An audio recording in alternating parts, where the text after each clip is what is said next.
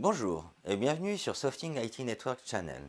Nous sommes heureux aujourd'hui de vous présenter un nouveau webinaire sur les fondamentaux de la fibre optique. Donc nous allons faire une introduction à la métrologie relative aux fondamentaux de la fibre optique. Dans un premier temps, je vais d'abord vous expliquer qui nous sommes, une courte introduction sur qui est Softing. Ensuite, nous verrons une introduction sur la notion de la fibre optique au niveau théorique et pratique, la fibre et ses connecteurs. Nous allons parler notamment d'atténuation, de réflectance, comment nettoyer une fibre optique, car c'est l'un des principaux points, notamment des pannes détectées, et comment et quoi mesurer sur une fibre, sur un lien fibre optique.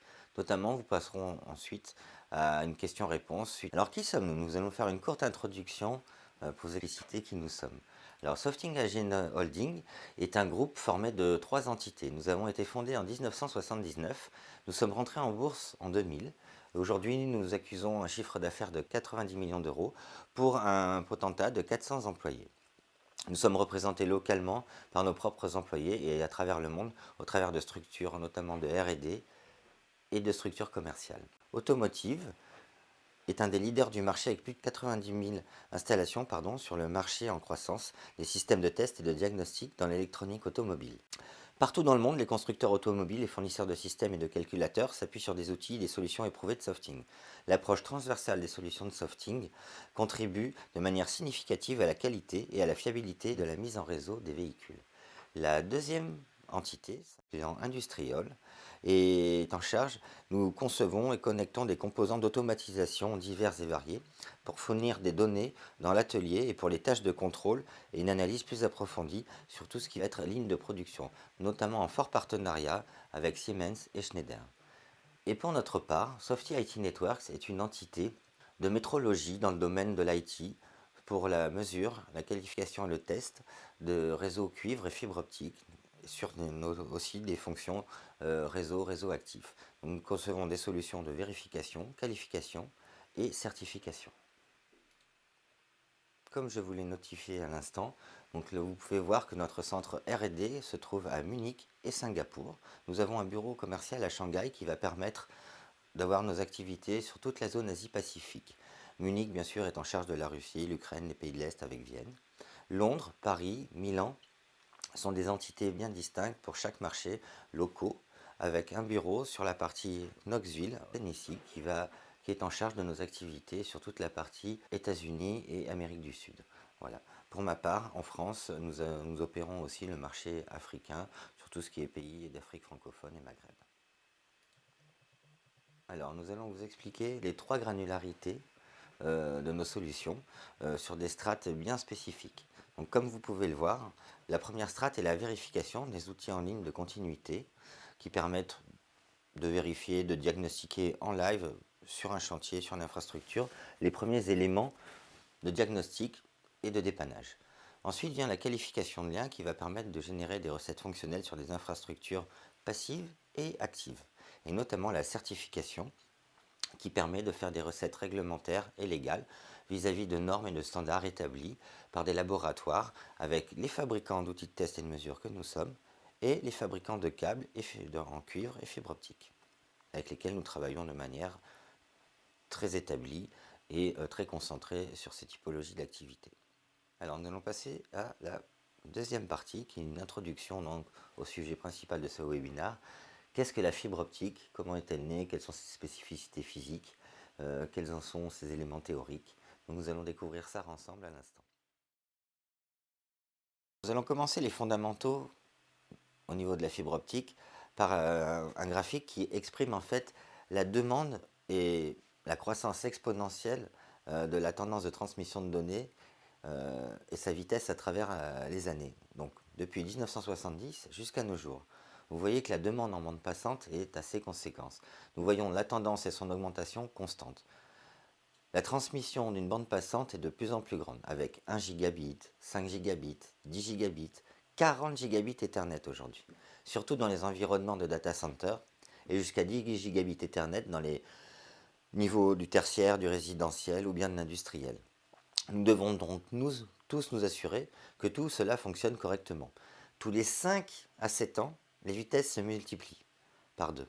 À l'heure actuelle, au XXIe siècle, nous sommes parvenus à construire des liaisons de plus de 400 gigabits seconde sur fibre optique au niveau des data centers. Alors voici maintenant une représentation graphique du spectre électromagnétique.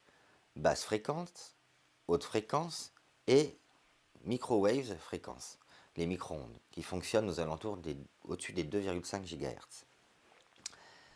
Après la zone des micro-ondes, des fréquences encore plus élevées avec la partie du spectre électromagnétique, ce qui nous a permis de voir les couleurs de l'arc-en-ciel, vous voyez, à ce niveau-là.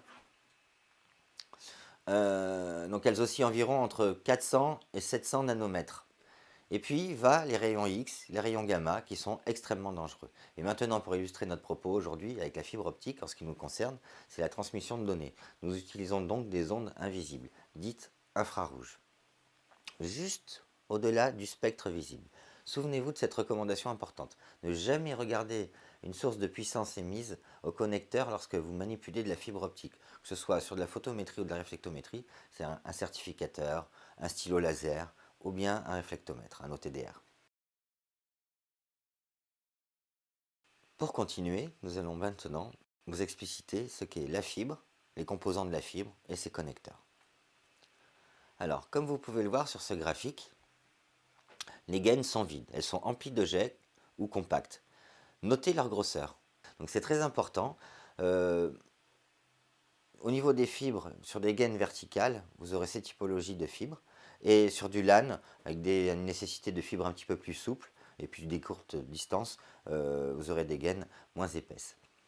Alors, par exemple, au niveau de la technologie et de la fibre optique, sur les WAN, pour relier par exemple des points d'un continent à un autre, on appelle ça des WAN, des Wide Area Networks. La fibre est transportée par grande quantité. Donc, il y a un énorme nombre de fibres optiques restructurées dans un tube. Alors, ça peut être un tuyau sous-marin ou d'énormes câbles souterrains. Voilà, qui sont très épaisses. Et les gaines, elles sont d'une extrême protection, parce que, bon, déjà de par la criticité de ces liaisons, mais elles ont besoin d'être protégées par des éléments extérieurs, par des désastres, pour le feu, et d'autres typologies d'événements qui pourraient leur arriver. Voilà, et elles sont bien sûr assujetties à des normes. Alors, pour les réseaux WAN, ces derniers sont connectés au réseau LAN. Et ces prolongateurs qui permettent de connecter du WAN au LAN sont appelés pigtails aussi. En ce qui concerne le LAN, ce qui s'appelle un Local Area Networks, l'aspect physique de la fibre est différent, plus simple et plus souple. Ici, par exemple, nous vous montrons trois possibles terminaisons qui sont composées donc de connecteurs FC, LC ou SC pour Standard Connection. Le plus couramment rencontré est le type LC. La couleur indique la finition du contact de la fibre, mais nous le verrons ultérieurement. Alors, au niveau de la structure de la fibre et de son noyau, vous pouvez voir que dans un premier aspect, il y a une gaine polymère, le revêtement de verre aussi appelé cladding, et le cœur du noyau qui est de 9 microns pour la monomode, la fibre monomode, 50 microns pour du multimode, ou bien 62,5 pour de l'OM1, qui est une typologie de fibre multimode, car ça va de la OM1 à l'OM5 maintenant.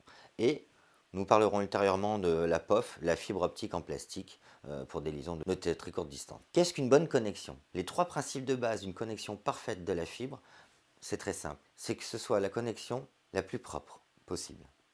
C'est-à-dire des contacts physiques extrêmement propres. La connexion doit être la plus directe possible, et bien sûr avec un parfait alignement de cœur de fibre pour que nous puissions vraiment faire passer la lumière de manière la plus directive et la plus droite possible. Je vous parlais de cette typologie de ces connecteurs et de la qualité de connexion de ces connecteurs. Les types de connecteurs aujourd'hui. Donc voici un ensemble de types de connecteurs que vous pouvez rencontrer, y compris certains qui ont été et qui continuent à être fabriqués et développés par certaines entreprises qui sont spécialisées dans la fibre optique. Donc il y a différentes typologies de connecteurs. Les plus répandues sont celles en jaune. Le SC, le FC et le LC ici. Alors, vous verrez qu'il y a un tas d'autres types de connecteurs pour diverses utilisations, que ce soit dans le domaine industriel, dans d'autres domaines que nous verrons par la suite.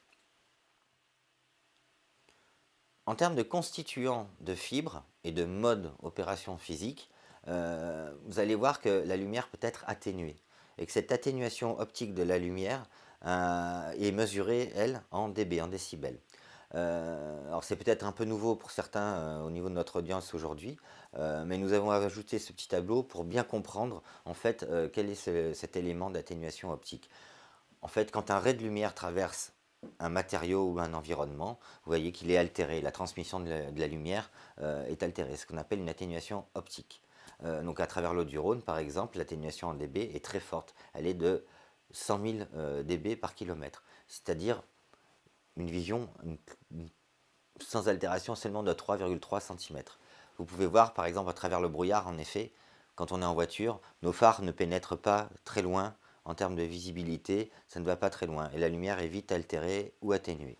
Euh, Ce qui nous importe pour nous, c'est la fibre depuis les années 70. Donc vous verrez que l'atténuation va décrescendo justement. Et c'est pour ça que je focalise un petit peu ce tableau sur les deux parties qui nous intéressent, qui sont le multimode et la monomode. La multimode pour des transports courts, en simplex ou en duplex, et la monomode pour des transports de transmission de données beaucoup plus longues, et c'est pour ça que vous verrez que l'atténuation est beaucoup plus faible.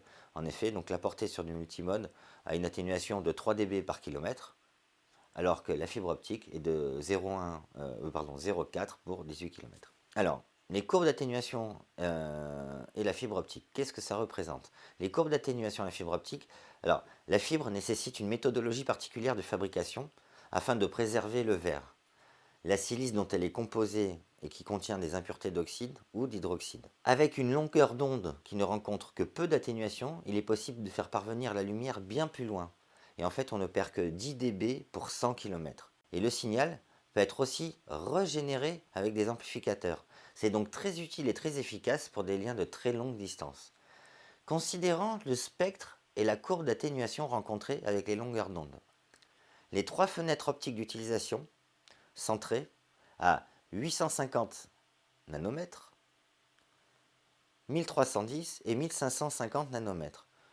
Nous voyons et nous utilisons fréquemment la multimode pour le LAN, ou alors le multimode entre 850 et 1300 nanomètres, ou bien pour les réseaux WAN ou la single mode de 1310 à 1550 nanomètres, qui sont des longueurs d'onde qui constituent en fait au niveau optimal le passage de la lumière.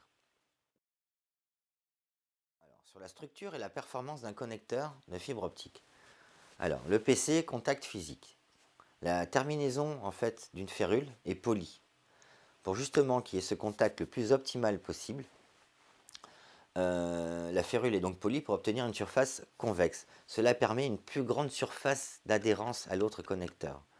Voilà, entre les deux connecteurs à raccorder. Donc pour arriver à des niveaux de perte par retour qui équivaut à 30, à moins 30 ou moins 40 dB. Alors ça c'est le PC.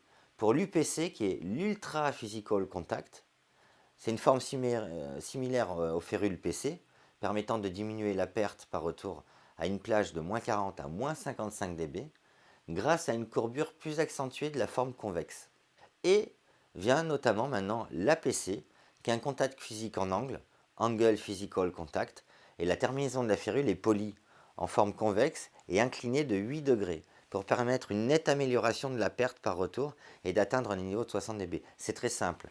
C'est comme la surface de connexion, en fait, quand c'est angulé sur un tube, elle est beaucoup plus grande et donc permet un bien meilleur contact. Et c'est pour ça que le contact APC est un excellent contact, notamment pour l'injection de lumière. Elle est fréquemment utilisée avec la monomode sur des distances supérieures à 1 km. Maintenant, pour l'atténuation de la fibre optique. Voici un tableau général pour les différents types de fibres, incluant la POV, donc la fibre en plastique. Vous y voyez représenter la couleur des gaines généralement utilisées. Alors attention, ne pas confondre avec la couleur des connecteurs. Je sais, c'est pas simple, mais au fur et à mesure, avec le temps, on s'y fie. Alors, OM, comme vous voyez de OM1 à 5, signifie tout simplement Optical Multimode. Et OS pour Optical Single Mode. Donc OM1 à 5 ou OS1 et 2. Tout simplement. Dans la gamme multimode, OM1 et 2 sont très anciens. Aujourd'hui, peu usités. Mais vous pouvez voir que la gamme OM3, 4 et 5 sont les plus récents et sont les plus utilisés et les plus fabriqués. Alors notez la bande passante utilisable pour par exemple une fibre OM3, 4 et 5 avec plus d'1 km pour 1 gigabit par seconde. Alors, elle n'est pas notée pour l'OS 1 et l'OS 2, car elles n'ont pas de limite pour leur capacité, mais pour leur signal seulement. Nous trouvons sur le marché maintenant de l'OS 2 presque uniquement en ce qui concerne la fibre monomode. L'OS 1 devient de plus en plus rare. Et pour revenir à l'OM 5, il existe une variante pour le multiplexage par répartition en longueur d'onde, qui peuvent porter maintenant jusqu'à 40 gigabits.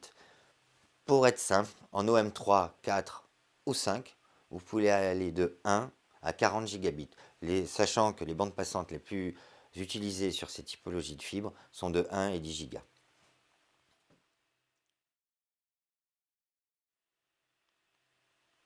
Voilà, donc j'ai essayé de vous expliciter les différents types de composantes de la fibre, ses connecteurs, le système de transmission et d'atténuation, et notamment les portées des fibres et les différentes typologies de fibres. Alors, maintenant nous allons passer à ces notions physiques d'atténuation et de réflectance. C'est ce qui va nous faire une transition vers la mesure. Vous verrez pourquoi. Donc il y a deux facteurs de la propagation de la lumière. Il suffit de mettre 2 pailles dans un verre d'eau pour s'en rendre compte, pour visualiser une apparente déformation de matière et de différentes compositions. Par exemple, comme vous pouvez voir avec ce verre d'eau, nous avons mis 2 tiges en verre rouge qui symbolisent 2 raies de lumière. Et vous voyez bien la distorsion qui existe entre l'air et l'eau. Voilà. Donc avec la fibre optique, tout simplement, la matière crée une perception d'une différente composition. Avec la fibre optique, quand l'énergie, par exemple la lumière, ce dont je vous parlais, qui est symbolisé par les 2 pailles en verre rouge, traverse la silice, il se produit 2 événements physiques principaux, qui est la diffusion, comme vous pouvez le voir, il y a une diffusion altérée, et de la réfraction de lumière notamment.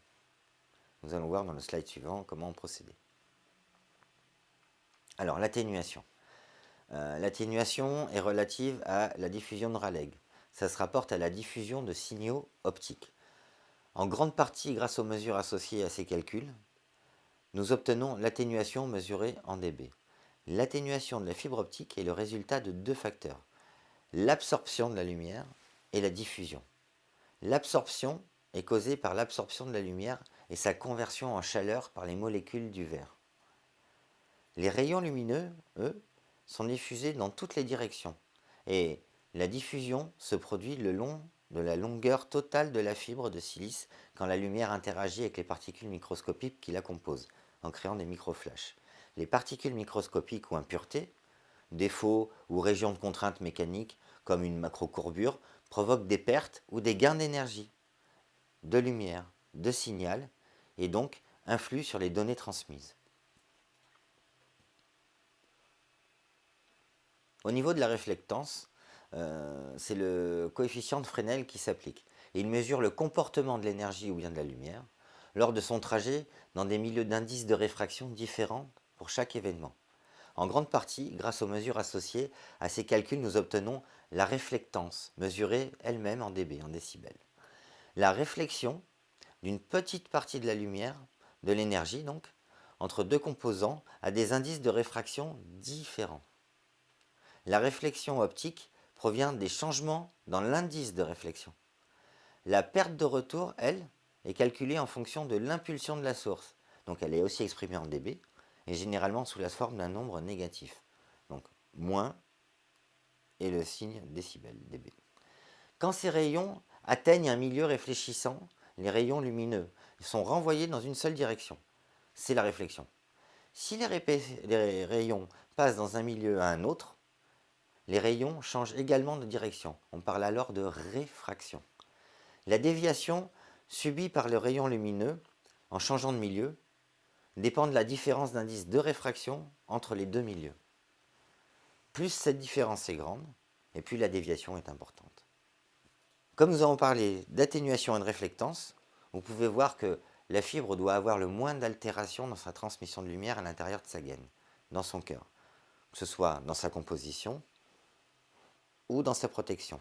C'est pour ça, et dans sa connexion. C'est pour ça que le plus important, et souvent qui est 90% des causes de panne, c'est le gras, la poussière qui va s'intercaler sur les connecteurs. Ou bien, en effet, des épissures mal centrées, mal faites. La propreté du connecteur et la contamination et les dommages qui suivent sont les principales causes de défaillance du réseau de la fibre optique. Un connecteur sale, ça liera aussi la liaison optique propre d'une autre fibre, etc., etc., etc. Donc assurez-vous vraiment que tous les connecteurs soient propres et nettoyés. Et pour ce faire, il existe des outils tels des kits de nettoyage optique, multi, mono, FC, SC, LC, enfin voilà, donc toute typologie, que ce soit pour des injecteurs, des connecteurs ou autres éléments constituants de la fibre. Alors, voici en couple, vous allez voir la connexion de deux connecteurs de type LC via un coupleur. Donc vous voyez l'engoncement des deux contacteurs et l'alignement de ceux-ci dans le guide du coupleur. Le contact physique inhérent à ce coupleur va déterminer de la bonne qualité de la fibre et de la transmission de la lumière. La contamination est la raison donc numéro 1 des problèmes de connexion de fibre optique. Il en existe d'autres. Souvenez-vous de toujours inspecter vos connecteurs, c'est vraiment primordial. Pour l'inspection de connexion, les défauts que l'on peut rencontrer en inspectant la construction d'un lien est que la fibre est peut-être de différents types, une autre fabrication, les manchons ou les connecteurs peuvent être décalés ou sales, et les extrémités peuvent être de types différents, ou altérées ou abîmées. Pour ce faire, comme vous pouvez le voir ici, où il y a un décalage, voilà, donc différents événements peuvent créer une altération de contact de la fibre. D'où le fait de les inspecter. Et des fibres défectueuses, cassées, altérées, voilà. Donc, quels sont les différents types de contamination des contacteurs? Vous allez voir que les connecteurs peuvent être sales ou endommagés, ça résulte le plus souvent d'une manipulation ou d'un mauvais nettoyage. Les défauts apparaissent petits, mais peuvent encore échouer les critères d'inspection. Par exemple, tels que la poussière, les résidus huileux, par exemple. Le plus souvent causé par le contact avec les doigts, un résidu huileux peut agir comme un gel, et donc peut affecter en effet la perte d'insertion ou la perte par retour à court terme. Il peut piéger la poussière aussi, et augmenter par contre la perte d'insertion ou la perte par retour. Il peut y avoir des rayures, pour apparaître comme des défauts légers ou foncés. Ça peut être difficile à voir à l'œil nu. Voire critique quand on est dans la zone centrale du cœur de fibre, par exemple pour de la monomode. Un résidu humide de nettoyage aussi, le plus souvent causé par une technique de nettoyage incorrecte. Les fibres doivent être soigneusement séchées après un nettoyage humide. D'où notre préconisation au niveau de l'alcool, nous mettons ça en stand-by, nous préférons utiliser nos kits de nettoyage Softing. Voilà. Donc, et il y a aussi les défauts de la région adhésive. Avec de l'alcool, c'est ce dont je vous suivais. Donc, ça peut survenir au cours d'un processus de fabrication, d'une mauvaise manipulation. Il peut y avoir des résidus d'époxy ou des copeaux qui peuvent altérer la normalisation et la fusion de la fibre. Alors, bien sûr, si la taille ne dépasse pas les normes, cela n'aura pas d'impact. Mais vous pouvez voir au travers de ces diverses photos les différents types de saletés qui peuvent endommager ou altérer la liaison.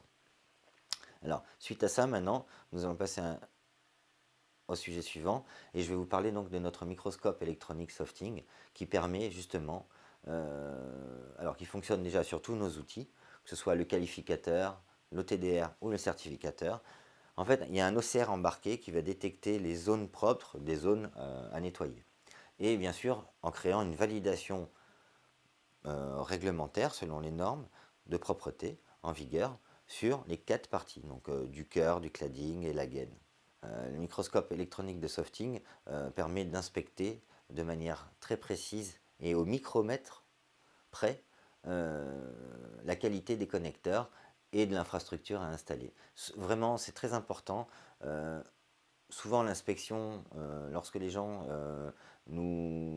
acquièrent des solutions de test sur la partie fibre optique, on n'a souvent pas la nécessité, ou on ne voit pas la nécessité d'acheter un microscope électronique. Or, c'est primordial, réellement. Parce que notamment dans les rapports de certification, même niveau de réflectométrie, on peut intégrer directement à nos rapports de certification, même en photométrie niveau 1, les photos validées ou pas en passe et échec au travers de cette reconnaissance formalisée des contacteurs.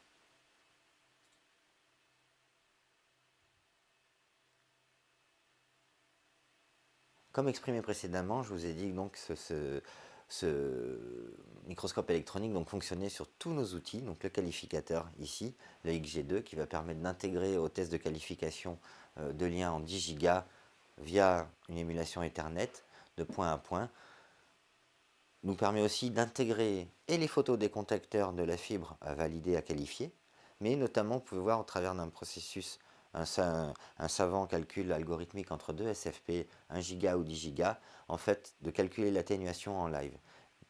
Suite à cette donnée rapportée sous format PDF dans un rapport, vous pouvez notamment intégrer les photos ci-après définies par le microscope électronique. C'est très important.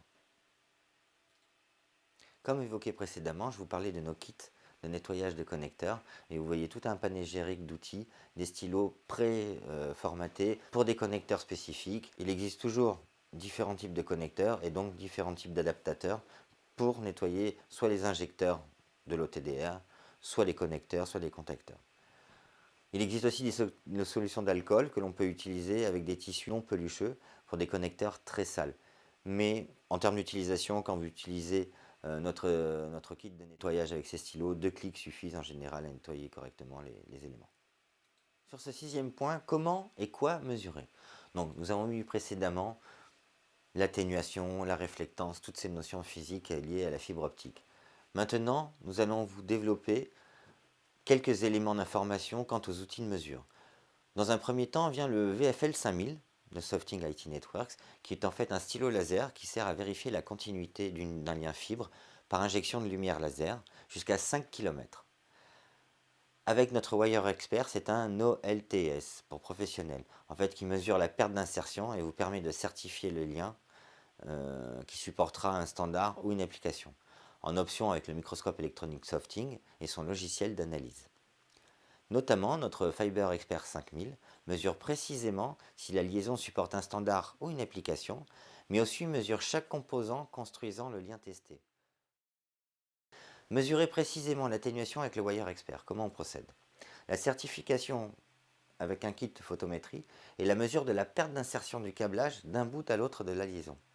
C'est une certification dite de niveau 1, conformément aux normes ISO, CEI ou bien TIA 568 C.3. Elle utilise une source de lumière optique, donc un power meter, et un compteur d'énergie optique, donc un récepteur, pour mesurer la perte d'insertion totale sur le lien en test. Ceci afin que le testeur fournisse un nombre représentant la perte totale de tous les événements du câblage connecté au testeur. C'est pour ça que je vous parlais de budget. C'est à vous de déterminer votre propre budget. Si le total en décibels est en deçà du seuil de votre budget, c'est bon, la fibre est certifiée en photométrie niveau 1. Maintenant, mesurez l'atténuation et la réflectance grâce et avec le Fiber Expert 5000. Avec un OTDR, vous pouvez mesurer l'atténuation et la réflectance. C'est l'instrument parfait pour la recherche de fautes. Les mesures que l'on voit ici se nomment une trace. La fréquence des impulsions est le paramètre qui a le plus grand impact sur la performance de l'OTDR. Des impulsions courtes donneront une meilleure résolution, mais une plage moins dynamique, c'est-à-dire avec plus de détails mais moins de champs. Les impulsions longues, elles, donneront une meilleure gamme dynamique, mais avec une moins bonne détermination des événements sur le lien et des résolutions. Donc plus de champs et moins de détails. Pour lire les traces, préalablement, il fallait beaucoup d'expérience. Heureusement, aujourd'hui, avec notre OTDR Fiber Expert 5000, on a une fonction automatique qui permet à un algorithme de retranscription et d'interprétation logiciel de choisir les largeurs d'impulsion les plus appropriées pour une longueur de fibre donnée et une mesure précise. Vous obtenez donc une mesure avec de la perte de signal et aussi une mesure de chaque événement du lien d'un point A à un point B. C'est la qualité de l'OTDR qui fera sa différence, ta capacité de processeur, l'intelligence et la compréhension des mesures de réflectance notamment.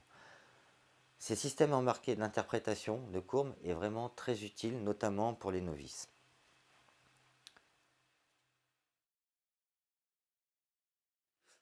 Pour notre 7e et dernière partie, et comme explicité dans mon introduction, nous allons proposer de répondre à 3 questions d'internautes ou de gens présents sur le chat. Donc pour ce faire, nous allons commencer par la première question. Alors pour nos questions, nous avons pris donc un panégyrique de questions qui répond bien et qui se conforme bien au webinaire que nous venons de vous expliciter. Donc il y a Morad à Tourcoing, qui est un jeune technicien. Alors, la question, comment pouvons-nous connecter une fibre mono à une fibre multi? Alors, théoriquement, non, et physiquement non plus. Morad, j'en suis navré. Non, parce que comme on l'a vu en fait en début du webinaire, c'est le diamètre des cœurs de fibres qui sont différents. Donc vous voyez, ça ferait comme si on collait un énorme tube sur un tout petit tube, et en effet il y aurait beaucoup de déperdition au niveau de la multimode, et donc nous en effet malheureusement on ne peut pas, et puis il y aurait en termes d'atténuation et de réfraction, il n'y aurait aucun critère de validité sur la bonne transmission ou la qualité de la transmission de la lumière. Donc j'en suis navré, mais malheureusement non, nous ne pouvons pas. Morad, en tout cas, merci beaucoup pour cette question, parce que c'est vrai que c'est une question euh, qu'on nous pose souvent. Et en effet, voilà, donc la réponse est assez explicite et je vous en remercie. Deuxième question, donc ça c'est d'Ismaël de Strasbourg, qui est un technicien chez un installateur. Alors, mais qui est un jeune technicien apparemment. Donc, peut-on acheminer plusieurs fibres ensemble dans une même goulotte, ou créer de grands, enfin voilà, donc où il nous dit ou créer de grands tubes emplis de fibres optiques. Alors oui, en fait, Ismaël, en début de webinaire, nous avons vu qu'on pouvait créer donc des câbles sous-marins qui, par exemple, regroupent des milliers de fibres et en fait qui constituent un agrégat énorme, protégé, extrêmement bien protégé par une gaine énorme. Et en fait, ce sont des câbles qui s'appellent des câbles intercontinentaux. Voilà, donc qui vont de l'Europe aux États-Unis, de l'Asie à l'Australie, etc., qui sont déjà d'un enjeu stratégique. Et en effet, tous ces câbles sont constitués de milliers, voire de plusieurs milliers de fibres. Donc oui, en effet, on peut. Et après, bon, ça c'est pour les WAN, on avait vu, mais pour les LAN, en effet, dans une même goulotte, alors on peut faire soit du MPO, donc c'est des brins, c'est plusieurs brins,